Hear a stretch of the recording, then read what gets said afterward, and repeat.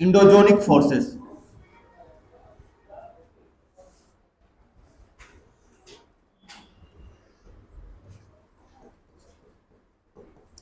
अंतरजातीय बल। इसके बारे में लिखिएगा।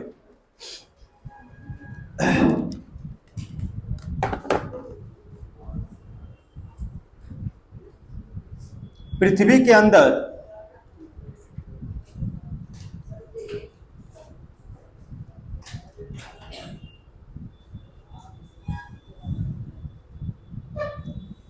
पृथ्वी के अंदर से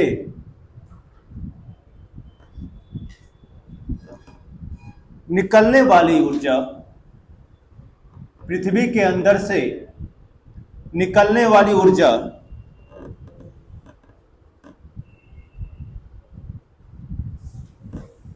निकलने वाली ऊर्जा भू आकृतिक प्रक्रियाओं के लिए, भू आकृतिक प्रक्रियाओं के लिए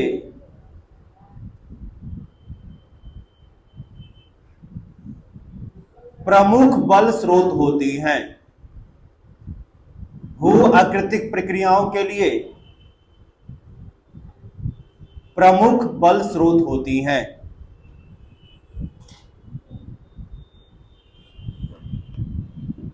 प्रमुख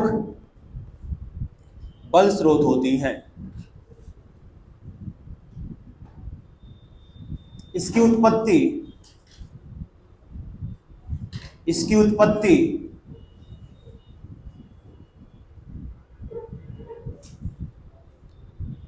अधिकांशतः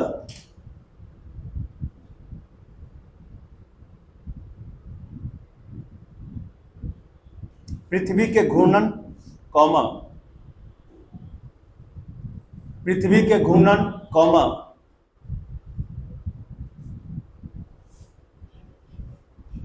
रेडियोधर्मी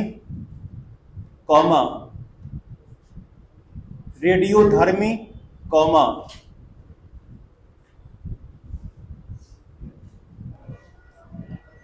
ज्वारीय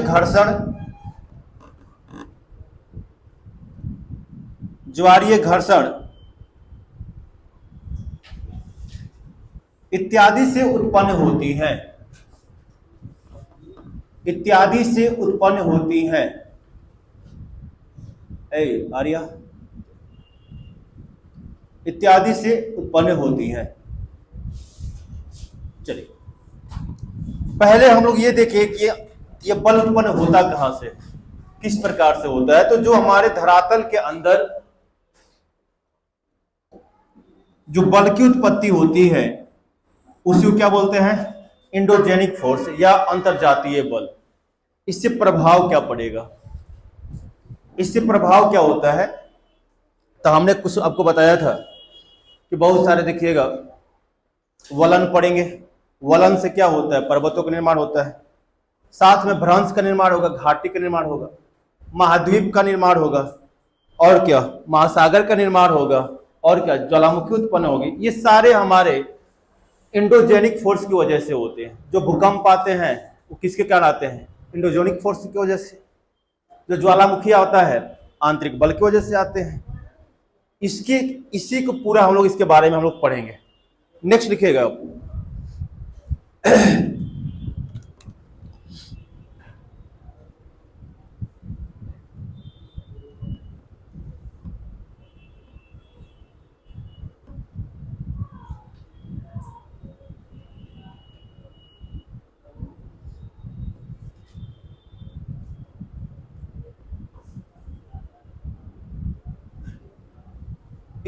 इस प्रक्रिया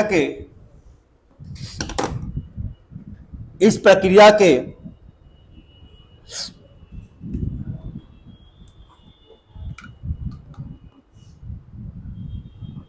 निम्न उदाहरण। पहला, इस प्रक्रिया के निम्न उदाहरण। पहला,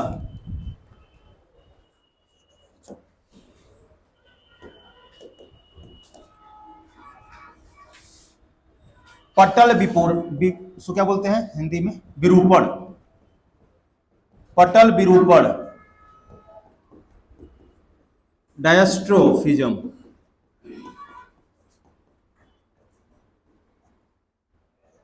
और दूसरा होता है ज्वालामुखीयता,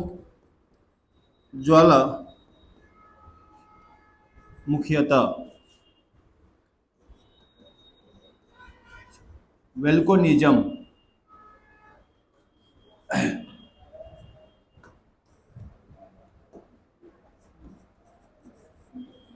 ये दो होते हैं। दो में सबसे पहले हम लोग को इसको पढ़ेंगे, डायस्ट्रोफिज्म को।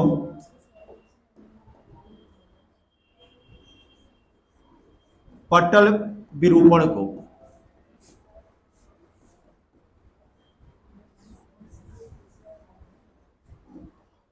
पटल विरूपण को देखिए, इसका नाम से ही इसमें क्या होता है पता चल जा रहा है। पटल मतलब सरफेस हमारा। अगर सरफेस में उसका क्या हो रहा है, रूप में अंतर हो रहा है, तो उसी को क्या बोलते हैं?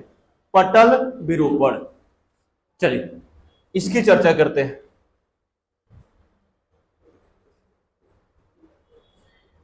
डायस्ट्रोफिज्म, ये दो प्रकार के होते हैं। इसको भी दो भागों में बांट दिया गया है। कैसे? हमारे सरफेस में जो परिवर्तन होता है, या तो अचानक हो जाएगा या तो लंबे समय के बाद होगा। ये धरती अचानक देखिएगा ऐसी पड़ी हुई है, अचानक आपके यहां भूकंप आ गया। भूकंप क्या होता है? अचानक आ जाता है। तो जब भूकंप अचानक आ जाएगा तो हमारे सरफेस की आकृति में क्या हो जाएगा? परिवर्तन हो जाएगा। तो उसको क्या बोलेंगे? आकस्मिक परिवर्तन। और जो लंबे समय के बाद होगा तो उसको क्या बोलते हैं? दीर्घकालिक बोलते हैं। तो भूकंप जैसे हो गया, ज्वालामुखी हो गया, लैंडस्लाइड, भूस्खलन, वो क्या हो गए? आकस्मिक हो गए। तो इसकी चर्चा करते हैं। तो यहां पर लिखिएगा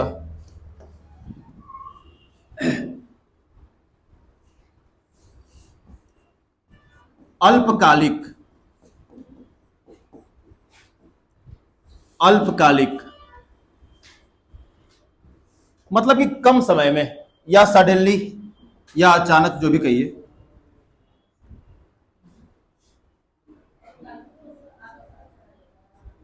मतलब कि बहुत कम समय में आ जाते हैं। इसको अचानक भी कह सकते हैं आप, अगर कंफ्यूजन होगा तो। हाँ, आकस्मिक कह सकते हैं। आकस्मिक कहिए, आकस्मिक, अचानक। इसमें क्या आ जाएगा? पहला भूकंप, दूसरा ज्वालामुखी, तीसरा भूस्खलन,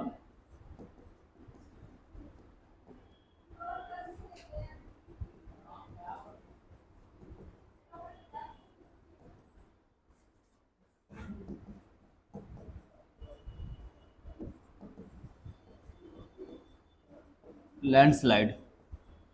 अचानक ये आएगा और पृथ्वी के आंतरिक बल के कारण ही आता है ऐसे। और आपके हमारे जो ऊपर का सरफेस की उसकी आकृति को क्या करेगा? चेंज कर देगा। अगर यहाँ पे ज्वालामुखी फट जाता है, अगर यहाँ पे ज्वालामुखी आएगा तो कितना हमारा इधर प्लेन इलाका है, मैदानी इलाका है, बराबर है, समतल है, तुरंत क्या होगा? वहां पे उबड़ खाबड़ आकृति बन जाएगी। उससे धीरे धीरे मिलकर कुछ समय के बाद किसका निर्माण हो जाएगा? पर्वतों का निर्माण हो जाएगा। तो इसी को बोलते हैं। चलिए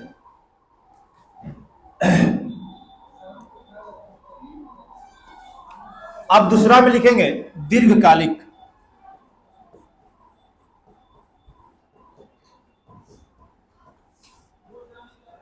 दीर्घकालिक,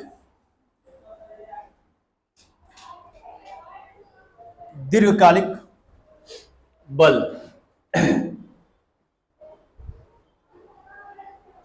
देखिए ये भी दो प्रकार के होते हैं। दीर्घकालिक में भी देखिएगा प्रकार की बात करेंगे तो ये दो आते हैं।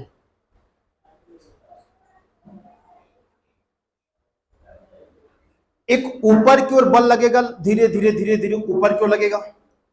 एक क्षैतिज लगते हैं। तो जो ऊपर की ओर लगता है उसको क्या बोलेंगे? ऊर्ध्वाधर।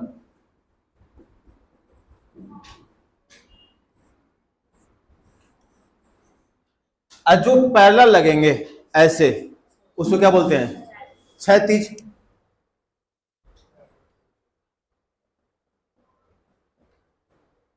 ऊर्ध्वाधर और क्षैतिज।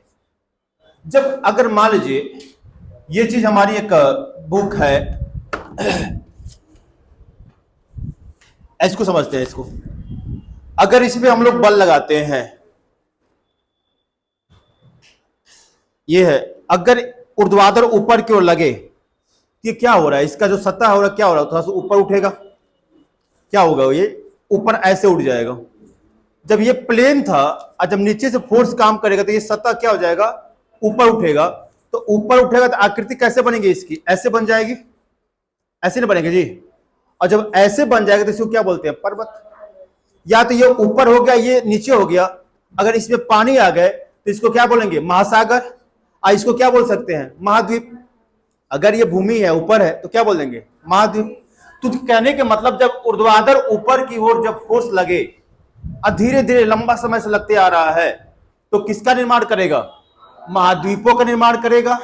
और किसका निर्माण करेगा? महासागरों का निर्माण करता है। तो इस बल से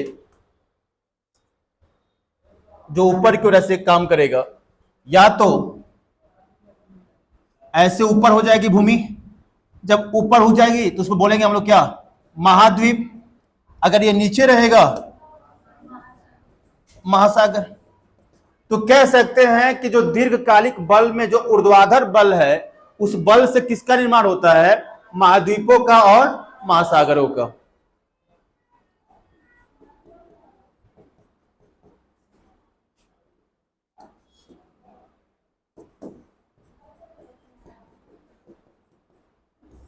महासागर का। क्लियर?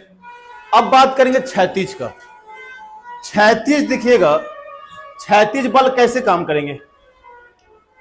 क्षैतिज बल मान लीजिए अगर किसी को खड़ा कर दीजिए, इंसान को सेम वेट का रहे, और बीच में किसी को खड़ा कर दीजिए, बोले कि दोनों हाथ को ऐसे फैलाकर एक उधर खींचे और एक इधर खींचे, दोनों खींचे, तो ये क्या हो गया? एक विपरीत दिशा में काम कर रहा है बल। क्या कर रहा है? विपरीत दिशा में। तो क्षैतिज में देखिएगा दो हो जाते हैं।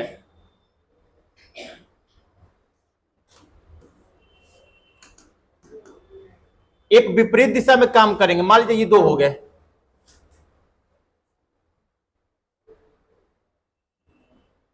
दो हो गए।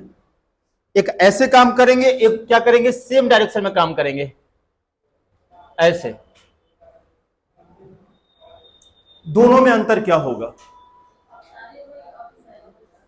एक क्या होगा? अपसारी होगा, एक अभिसारी। अपसारी कौन होगा? जो जो दूर हटेंगे। देखिए क्षैतिज मतलब सीधा ही चलना होता है। अब डिपेंड करा सीधा मतलब कि सेम डायरेक्शन में आ रहा है या एक दूसरे से विपरीत जा रहा है। जब ये विपरीत जाएगा तो बीच में गैप बनेंगे, और जब बीच में गैप बनेगा तो उसको बोलते हैं भ्रंश। जब प्लेटें एक दूसरे से दूर हटेंगी, एक दूसरे से दूर हटेंगे, तो बीच में क्या बन जाएगा? गैप बन जाएगा। और जब गैप बनेगा तो उसको क्या बोलते हैं? भ्रंश बोलते हैं।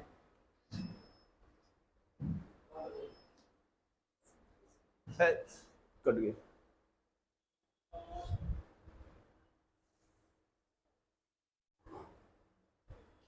चलिए ठीक है।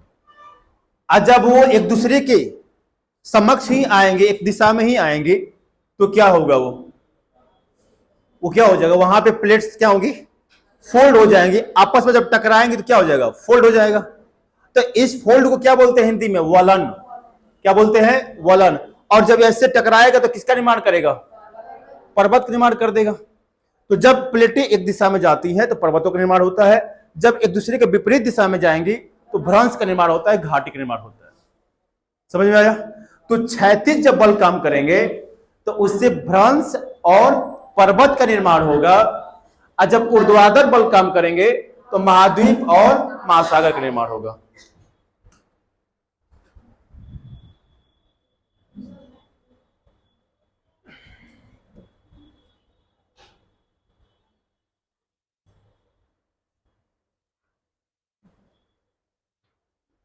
चलिए तो कुछ तक लिखिए, आगे लिखिए कुछ पॉइंट।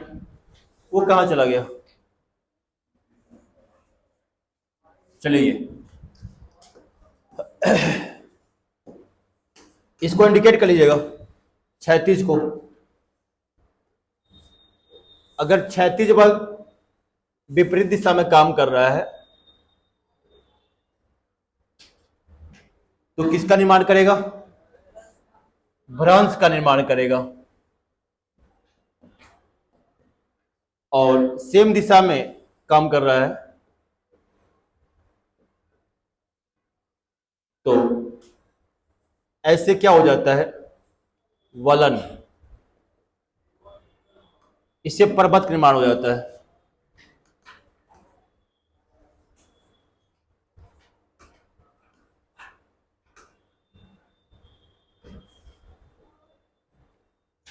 पर्वत का निर्माण हो जाता है। इसको बोलते हैं टेंशन, तनाव। जब एक दूसरे से क्या होंगे? दूर हटेंगे तो उसको बोलते हैं हम लोग क्या? तनाव। और जब एक दूसरे के करीब आएंगे तो उसको बोलते हैं संपीड़न। तो क्वेश्चन तो ये भी बन सकता है कि प्लेटों के तनाव से किसका निर्माण होता है? भ्रंश का। और प्लेटों के संपीड़न से किसका निर्माण होता है? पर्वत का। तो इसको नोट कर लीजिए।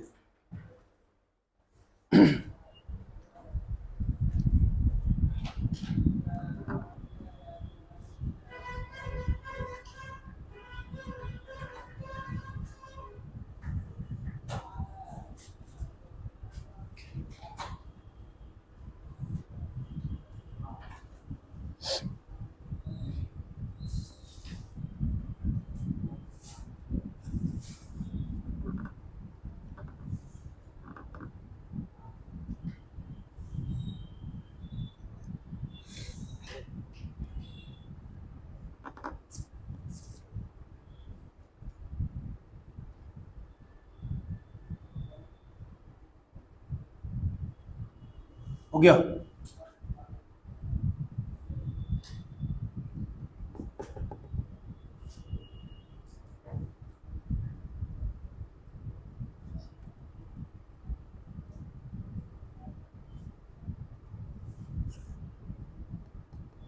चलिए थोड़ा सा संपीड़न के बारे में पढ़ेंगे अलग से, बाकी ठीक है।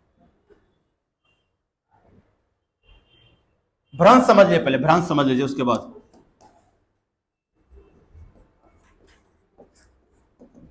भ्रंश का निर्माण कैसे होता है। तो ये जो प्लेटें होती हैं, मान लीजिए प्लेट हो गई,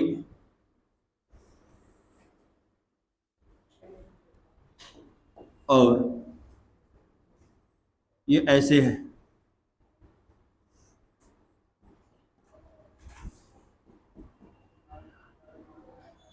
अगर इसको 3 भाग में कर दिया जाए तो इसकी डेंसिटी सबसे ज्यादा किसकी किसकी दिखाई दे रही है? बीच वाली की डेंसिटी क्या है? ज्यादा है। तो अगर ये प्लेट टूट जाती है तो ये दोनों प्लेट क्या होगी? ऊपर चली जाएगी। क्या हो जाएगा? ऊपर चला जाएगा। और ये थोड़ा सा नीचे आ जाएगा। तो दूसरे कंडीशन में कह सकते हैं, आपको फिगर में लगेगा नीचे आ रहा है, लेकिन आपको ऐसे दिखाई देगा। ये ऊपर आ जाते हैं, हल्के हैं। एक मोटे